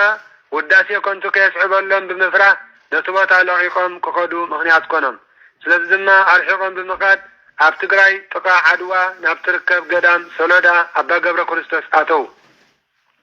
መሐረነ ጊዜ ኣብቲ ገዳም እውን ምስ ኣተው ከምቲ ልማዶም ጾምን ጸሎትን ስግደትን እናብዝሑ ብትሕትና ናይ ርድእና ስራሕ ይሰርሑ ነበሩ እቲ እግዚአብሔር ዝሃቦ ጸጋ ልዑል ስለ ዝነበረ ድማ ኣብቲ ገዳሙን ማየ ጸሎት ኣፈልፈሉ መሐረነ ጊዜ ወዲ 30 ዓመት ምስኮኑ ነዝን ካልእን ልዑል ዝኾነ ጸጉን ክብሩን ዘስተውዓሉ አቡነ ገብረ ክርስቶስ ድማ ብመጀመርታ ዲቁና ኣስዒቦም ድማ ምንኩስና ቀጺሎም ድማ ቅስና ክቕበል ግድን በልዎም ከምኡ ድማ ኮነ ስሙ ድማ አቡነ እንድርያስ ኢሎም ሰማይዎ ካብ መሐረነ ጊዜ ናብ አቡነ እንድርያስ ተቐየረ አቡነ ገብረ ክርስቶስ ድማ ስለቲ መሐረነ ጊዜ ዘርአዮ ዝነበረ ሰናይ ግብርን ቃልን ባሪኽዎምን ሰዓመዎምን ስለዚ ድማ ምንኩስና አቡነ እንድርያስ ካብ አቡነ ገብረ ክርስቶስ ምዃኑ ይፍለጥ ናይ አቡነ ገብረ ክርስቶስ ሓረገ ምንኩስና ድማ አቡነ ጳኩሚስ ኢሉ አረጋዊ ካብ ዝብል ጨንፈር ሓረግ ምንኩስና ምዃኑ ይፍለጥ ርእሲ ኩሎም ሓረገ መነኮሳት ድማ አቡነ እንጦንዮስ እዮም 120 ዓመት ገረም ዝዓረፉ ተጋድሎምን ተኣምራቶምን እዞም ቅዱስ አቦ እዚኦም ኣብቲ ዝመንኮስሉ ገዳም ከለዉ ካብቲ ቅድሚ ሕጂ ዝገብርዎ ዝነበሩ ብዝያዳ ጽንኩርን ዓብይን ገድሊ ይፍጽሙ ነበሩ ብትሕትና ንኩሉ ዓብይ ይኹን ንእሽተይ ከይበሉ እናገልገሉን እናተላኹን ድማ በረኸት ይቅበሉ ነበሩ ይኹን ዳ እምበር ማዕረ ማዕርዩ እቲ ዘለዎም ትሩፋትን ጸጋ ተኣምራትን እናተጋህደ ኩሉ ምስ ፈለጦም ሕጂ እውን ውዳሴ ኮንቱ ፈሪሆም ካብ ገዳም ሰሎዳ ሃዲሞም ኣብ ከባቢ አክሱም ደብረ ሲና ኣብ ዝበሃል ዓዲ ፍሉይ ስሙ ማይ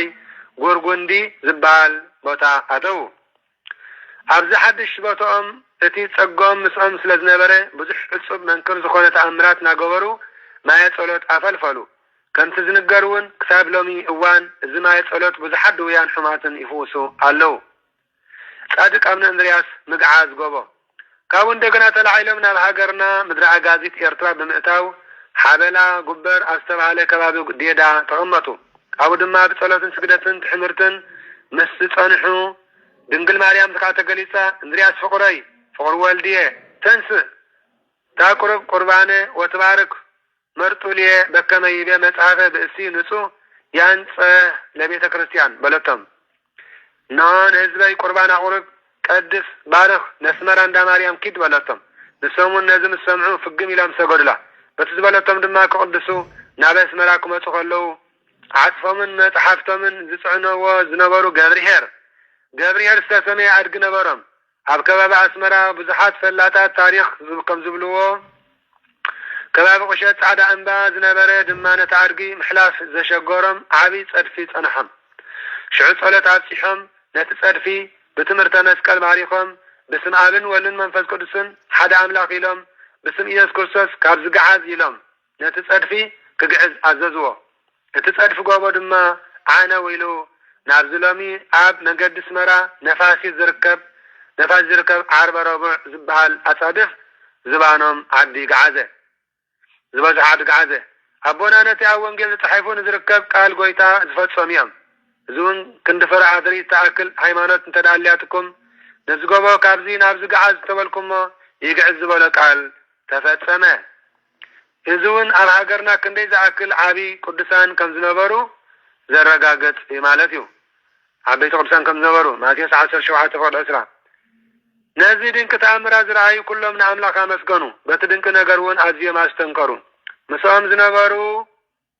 نها مسام زنبرو أبونا إيوستاتي وسون بتحتنا نهنس مسل كن سبعة كزكمان انزبك هيمانت يعفلس أدبار بلوه بحبرة دمان زيارة مسكنو نابت تابوت قدس مريم زلو بوتا اسمرا بتحم بخمس دمان نزل تعززوت نافتمو نحيا العامتات إما لعلسن كم زنبر متحف قد لم يرد ما يردانسن ما يسماين قدس أبونا ابن اندرياس على حد اوان نتمداني عالم كريستوس نتولدو اللو بيتاليهم زعابي اللو نازريت ستم كل يردانس سواتو مكراس تقبلو لن ستسقلو قرانيو كرئي زبل حلنا متممو ناب يرساليم من قال حسبو أملاك قدسان غيار جنا تجلسوا كند بيتاليهم بعتون مقدس كم زجبرا كند يردانس دما مايم كم قدسا كند يرساليم دما نتما أبرام كم زباركا قال أكيلهم تسوره بزيد ما مجدي من اللاسم أب بوغوس تبعله كبابي سبكة وانجيلنا مارو هايمانوت كم زسفحو قد لهم ينقب تحنوي عامتات أبونا ابن اندرياس نابز حج قدام كوين اللزولو مسمسون نتقدام مسمسر وطوون ناي حادنتن سرعات مسقبرون عزيهم بزحات منانيان كسحابون كفارين كيلم التي زركابو قصلي قداما نمبلعهم منانيان سلزيك عالم اتقدام بتميت كفتن قدم كونه نتسقن زرعيو أبونا ابن اندرياس ناوك زيارة ملكيتهم بتعمر دما ماينا وين لويتهم أستيوهم كارسماي دما من عزيما مقبوهم هواني إتلاف مزاتي مسفرت إلهم كان مسفرت حلف إلهم كان ذاك سعلمي حياو مسكر كوينا زي الله قبر لهم مسفر مالتي إذا كان إلهم عند الناس مسكر النسيو بس لما 14 عامات مقبوهم نسو لما أقوالت أدم نسو مس أقوالت أدم ما كان بحدش وركي أزنمو نعونا لوتو كانوا عامتات تغمتو أبن علي حصر أبينا أبنت كوننا كلت تأمراتهم تعيش نمبر قال ابن اندرياس عزيز بزح نستنكراوي نسومن بسيحام زنبرو منفساوي درجة عزيز العلي ونبره بزيادة دمانت قد لهم اسمعين من بابن اتزبالة ايو أبونا زي كل قد لك فتسو مغلو سرحيكا انت زي كوينو مزراو اخلماي كم زي طعامو اتحاب قد لهم ينقرنا ابن اندرياس سرحيكا اترحيهم تمقبهم كم صادق ابن أفسادي استوعبهم قال كيدان دحر بزح منفسات قال له قدس ابن اندرياس كابزد كان زبزح عالم نابتز تفتوى ذا العالماوي بيتهم كزخد لا غزي مسمى قربه غويتا بعلو بعابي غرما تغليصو علته عرفتك قريبي يلو كنت قدسان اب غزي عرفتم زعابو قال كيدان نعبونا وين قال كيدان اتولم كابتز اتولم قال كيدان نمتقاس دما زم صعب يركبهم بامنت سمكات سوعه زغراز غبره متحف قد لخا زتحفن زنببن سنعن أم متحف هيوت كصحفة بلهم نزد برزقها كم تمورات قال دبر سيهانان كم تستولد كل بيت اليمن قري الله عرض دبر زت اللين سمحت ننزل منن أم مسح دبرتين مسحيك مساي كم صحيح أرعى زنقر دما عصفها كقبل بلن نزا مقابر كاكا كم قلقوتا مقابر قري الله أرعى استقرر دما نحنات كصحفة اللي بلن نزع وش تبعت زل مايكا كم تستطمع كل ما يردانس غير الله كابو بأمنز حساب كله كحمام كفوسه موباين كل هيابات زيب دما عسب عسفي كقبالي بلا صادق ابن اندرياس قدس أبونا قال قويتا سميعا فقم إلام سقدلو قويتا دما على تعرفتم نقرم أبونا دما دول دويلم ناردتم عكيبم كل لبوا من حسن تؤمن كمون كاب قويتا استقبلو قال كده عند حرم نقارم بتزاز قويتا معالية ملايختن بزماريا داويت بإللتان سماويا نفسمن كاب سقوامن أما بل 226 عامتهم بشحن 340 عامته مهرات فاليز نفسهم صلاة برغة من قصرنا من كل هذا الوقت يعني هنا أبن كبر بعل قدام أمن أندرياس عمت متى بحتي قنبت على تلدتهم بحتي يكاتي دما على تعرفتهم هب قدامهم يبعالن يخبرن صلاتهم بركتهم بدياتهم يهالو مسكلنا أمين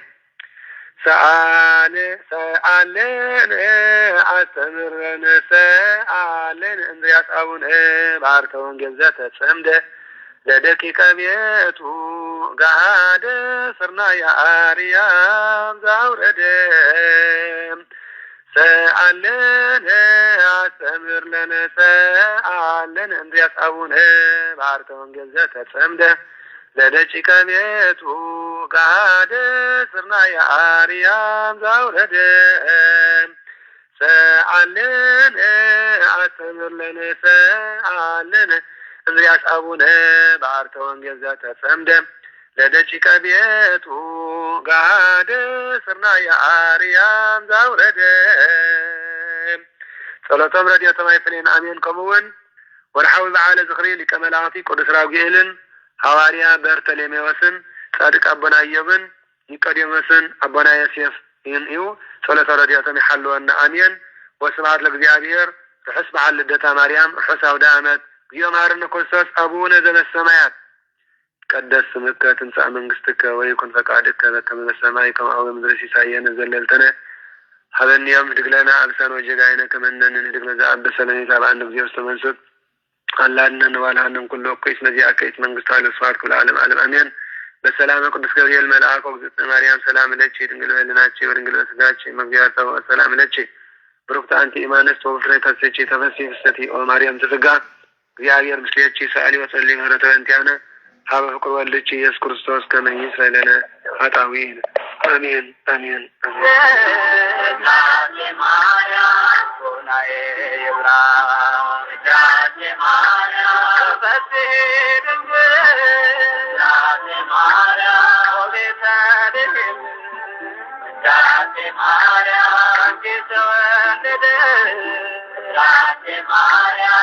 Hani alem Jate Maya Tuhalo Dengelenadin Alale Da Paibre Arkinye Potesani Devenye Jate Maya Dengelenadin Alale Da Paibre Arkinye Potesani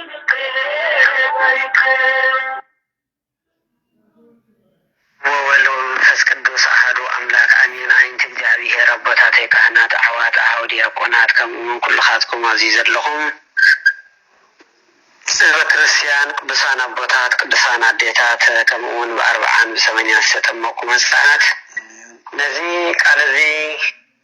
አብዚ ያምሲና የዘለና ነቲ ጸሎት ካሉ ብዙምን ጮኸታ ስለዝኾነ ቃላት ጥራህ ዝገልጽዎ ስለዘይኮነ በተመስጠ ልቢ በመንፈሳዊ ሐሳብ ብንጽሕልና ናብ አምላኽና እንስጠሉ ምስፈጣሪና እንራኸበሉን ስለዝኾነ አብዚ ማህበረትን ሰዓዝ መጻኹም ኩልኻትኩም ከመይ ወይልኩም እግዚአብሔር ይመስገን ቅዱስ እግዚአብሔር አምላኽና ዝኸበረን ዝተመስገነን ይኹን ስለዚህ ቃል እግዚአብሔር ጸሎትን أمسيهم إخوم من نسخل يلن نابس تريف زلو صلت يمهارني مكلاتنا نبي أبير أملاخنا بحلنا زلنا فقري بصلت نبي أبير دما تقبلوا صلتنا كل مهللنا كقبلنا بصلت زغون حلنا نسفسد مهاري أملاكي مهارنا تسالي أملاكي سهلنا بركة أجزينا إيسوس كريستوس بركة رديت أمراني كفلنا بأبير أملاك بركة كلهم قدساني ملائكة كفلنا زنا مرت البركة يوردلنا سلامي هذنا فقر سلام يوردلنا سدتنا سدت بيتنا مرحنينا إيسوس كريستوس يقبلنا بأبير أملاك قدس بأبير أملاكنا أمل العالم دما سلام محرتنا وردلنا أنكن أمكران نزلوا حزبنا بذا ساعات زي زبلا زي بلوم أفقد قرن أصحيتان نزلوا حسنات بيت مأسرتن بحرورون بالسفالة لين مكران نزلوا حزبنا أبكناتنا أبحسوا مكران نزلوا እግዚአብሔር አምላኽና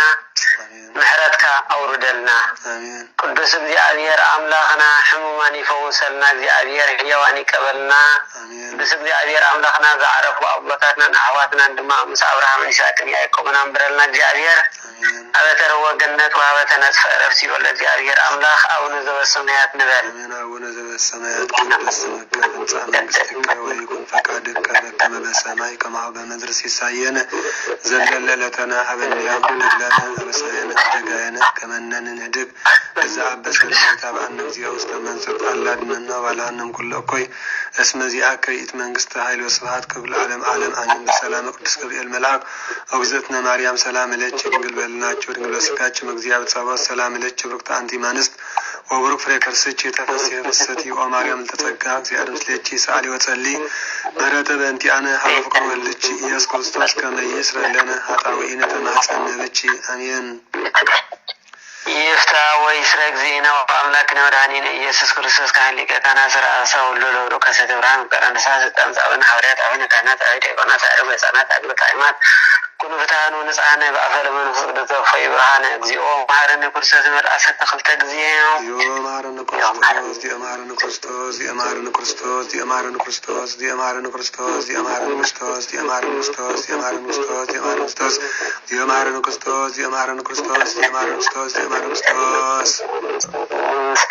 በታለ ፍጥረተ ወዘይ መጽቅበተ ኩኑ ባለመንገሰ ሰማያት በእንተ እግዝእትነ ማርያም ከመሆኑ ወልዓሰርተ ክልተ ጊዜ በእንተ እግዝእትነ ማርያም ማረነ ክርስቶስ በእንተ እግዝእትነ ማርያም ማረነ ክርስቶስ በእንተ እግዝእትነ ማርያም ማረነ ክርስቶስ በእንተ እግዝእትነ ማርያም ማረነ ክርስቶስ በእንተ እግዝእትነ ማርያም ማረነ ክርስቶስ በእንተ እግዝእትነ ማርያም ማረነ ክርስቶስ በእንተ እግዝእትነ ማርያም ማረነ ክርስቶስ በእንተ እግዝእትነ ማርያም ማረነ ክርስቶስ በእንተ እግዝእትነ ማርያም ክርስቶስ በእንተ እግዝእትነ ማርያም ክርስቶስ በእንተ እግዝእትነ ማርያም ማረነ ክርስቶስ በእንተ እግዝእትነ ማርያም ማረነ ክርስቶስ በእንተ እግዝእትነ ማርያም ማረነ ክርስቶስ በእንተ እግዝእትነ ማርያም ማረነ ክርስቶስ ኢየሱስ ክርስቶስ ኃጢአት በኃጢአት ለዘከ እግዚአብሔር ኃጢአትና ይቅር ይበለልና እግዚአብሔር ዳናኩ በረከቴ ጴጥሮስ ጳውሎስ ይድረወለከ እግዚአብሔር ታመስራ ኃጢአት እግዚአብሔር ከማጥፈርታ ኃጢአት ይፍታኩም ማሕበርና ይደብሮ ቅድመ ጸናን ይሃብኩም አሜን። ይፍት በልዎም ህዝበ ክርስቲያን ኩሎም ስርየት ወሰዱ ተፋትሑ ይፍት በልዎም እሺ እግዚአብሔር ከማሰርታ ኃጢአት ይፍታኩም ካዚ ዘለ ሽግር ድማ ማዓቱ ቀሊሉ ምሕረት ይወርደና እግዚአብሔር ናይ ጽባሕ ንጉስ ሰባት ይበለና እግዚአብሔር አምላኽና ምስጋና አሜን አሜን ሰባት ይበለና እግዚአብሔር አምላኽና ምስጋና ይብጽሕ ፈጣሪ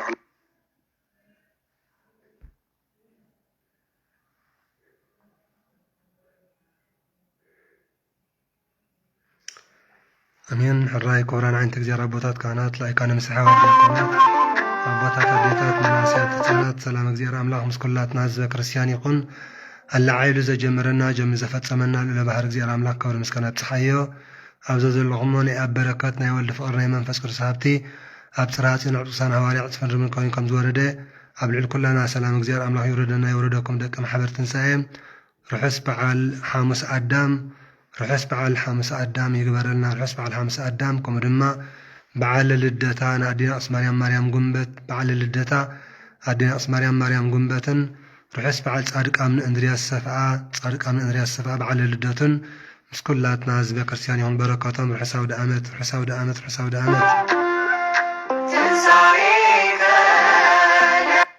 ጽባሕ ድማ ዕለት ክልተ ጉንበት ኣቦና ጻድቅ ኢዮብ ናይ ትዕግስቲ ኣቦ ዓመታዊ በዓል ዝኽሪ ኩላትና እንተስእ ጻድቅ ኣቦና ኢዮብ ዓመታዊ በዓል ዝኽሪ እዩ ነቦና ጻድቅ ኢዮብ ዓመታዊ በዓል ክልተ ጉንበት ኩላትና ንጸሎት እንተስእ ኩላትና ንምስጋና እንተስእ ኩላትና ንበረከት እንተስእ ጻድቅ ኣቦና ኢዮብ ኣብ ዓመቱ ጽባሕ ዕለት ክልተ ጉንበት እግዚአብሔር ተመስገነ ይኹን አሜን አሜን።